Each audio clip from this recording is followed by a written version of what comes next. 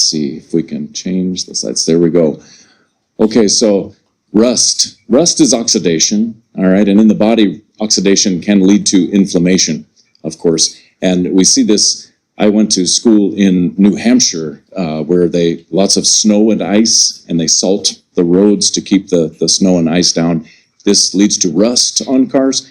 And here is a depiction of a rusty brain. It's the same process that happens in the human body. Okay, so oxygen, we need it to live, but it can ultimately be bad for us. Oxidative stress leans in the direction of oxidative stress, and this compromises the health of tissues. Long term, we're talking about macular degeneration, cardiovascular disease, all sorts of processes that are affected by oxidative stress and inflammation, of course. In terms of performance, I work with high-level athletes, military personnel, and visual performance, cognitive performance is enhanced if you reduce oxidation and inflammation. Have you heard of brain fog? This in the afternoon, cloudy brain. This is inflammation in the brain. Literally, this is what's bringing it on. And so again, inflammation comes from oxidation. You have healthy cells.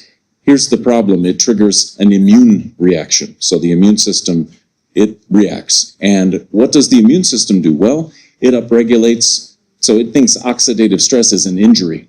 And so it triggers inflammation, and it also uses free radicals, oxidation, to fight what's going on. Well, unfortunately, it's fighting oxidative stress, and so it's adding to it. All right, and so then we get chronic inflammation over time, and this is not good. Here's an example on the skin. This is a truck driver in Florida for 39 years, and you see the left half of his face is significantly more aged, right? And so he's driving his truck, and the sun is hitting the left half of his face more, and this leads to, this photooxidation and also inflammation in the skin over time. This is the same person, just with different conditions on the left half of his face.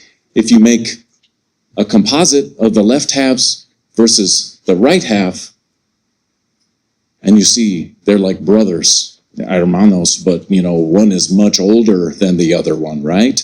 And so the point here is that this is happening potentially all over the body, in the retina, the brain, okay, depending on the environment that you put that tissue in.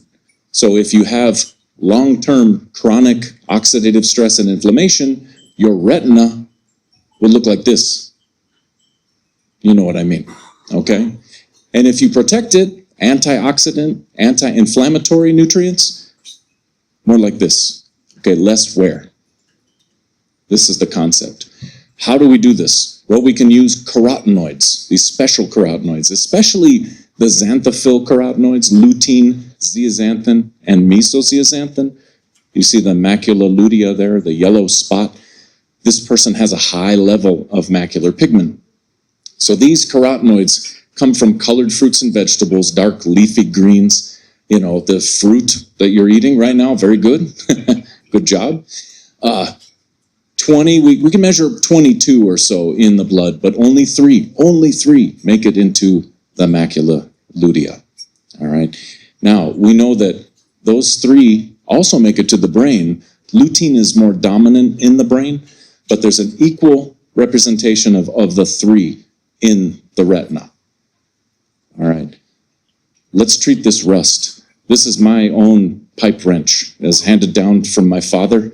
And you see the rust here, okay? That spot, let me see. Hopefully it will. There we go. That's the spot. All right, so we're going to treat it with some MacuHealth. We're treating it, right, with these carotenoids. So what I did was, hopefully, let me see, there. Oops, okay. There we go. I just poked a hole in it. Be careful if you do this at home, because it will stain your skin or your clothes. These are pigments, very strong pigments. All right, and one more, por favor. Please. the distance, maybe, okay, thank you. Okay, so I spread it around, I let it sit for 2 minutes, and then voila, clean. So you can clean your tools if you want, but I say put this in your body, all right? And this is what it does in the retina. It cleans the rust. It's the same process in the human body, oxidation, as it is on this wrench. Okay, all right.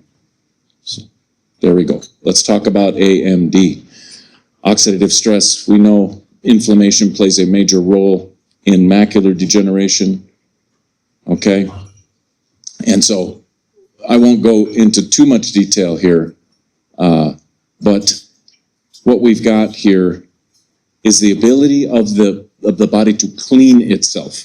So in AMD, of course, we have drusen as the pathological marker, for diagnosis.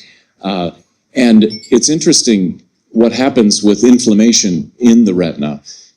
You've got this overactivation of inflammation, and that leads to a suppression of phagocytosis, which can, metabolize the debris, like lipofuscin. It leads to drusen.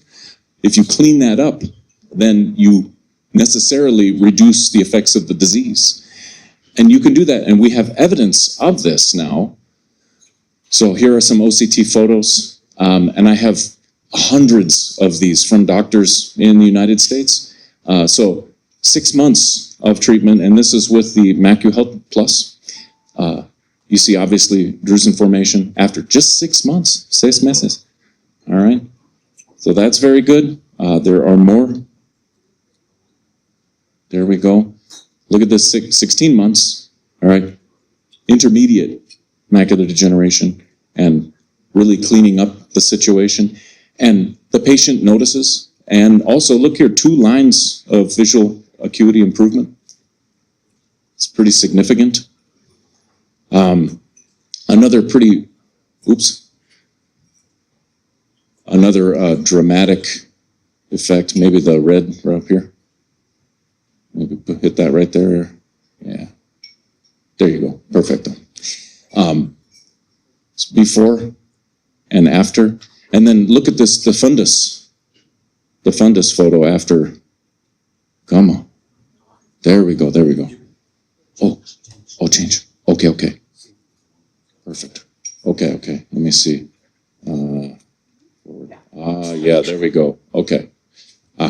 So this is the corresponding fundus photo for the previous. And so you see, this is pretty impressive. The drusen cleared out, okay? I'm not saying this will happen in every case, but it's to some degree this happens if you consistently are ingesting these carotenoids. It's pretty impressive. All right. So lutein zeaxanthin and mesozeaxanthin, they're long chains, single and double bonds. They are electron-rich, so they're excellent antioxidants. They're non-provitamin A. Beta-carotene, of course, converts to vitamin A, a fraction of it. These maintain their molecular conformation. All right. At least 12 milligrams a day, and at least for long-term effects. If you want therapeutic effects, 20 to 25 milligrams per day of the 3.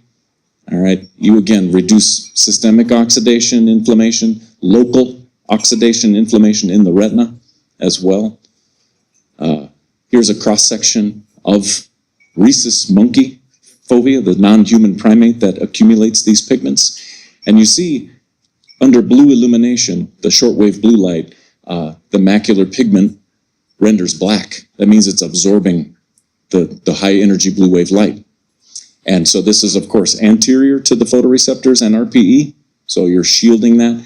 Longer wavelength light, green, less apt to do damage to the retina. So it's transmitted through. So you're getting protection not only from the antioxidant effects of these carotenoids, but also the filtration, the light filtration effects, which is great. But here's the problem. This is the average intake is very low, only 1 to 2 milligrams per day. And I know many people in the US that don't get any. They don't eat fruits and vegetables, it's terrible. So, and the macular pigment density is quite low as well. All right. I want to mention really quick the importance of mesozeaxanthin. This is normally converted from lutein. I say normally. In the normal individual, lutein comes in up through the RPE, is converted into, half of the lutein is converted into mesozeaxanthin. But we're learning that about 20% of individuals don't do this conversion very well, and some don't do it at all. And so what ends up happening is they have this dip in the center, the dip in density. And this was a curious fact for a long time. We couldn't figure it out. Now we know it has to do with this conversion enzyme, RPE65. It's one of the functions of RPE65. And 45% of those with a family history of AMD have this conversion enzyme problem. So it goes with macular degeneration. We don't have a genetic test for it yet, but it's very interesting. So how do you get around it? Well, you just supplement with mesozeaxanthin. It goes into the retina directly, and it turns the dip into a mountain. Okay? It's very cool. We've seen this in studies, in papers. Visual performance as well. We see improvements in contrast sensitivity, photo stress recovery. This was a 2-year supplementation trial with MacuHealth Plus.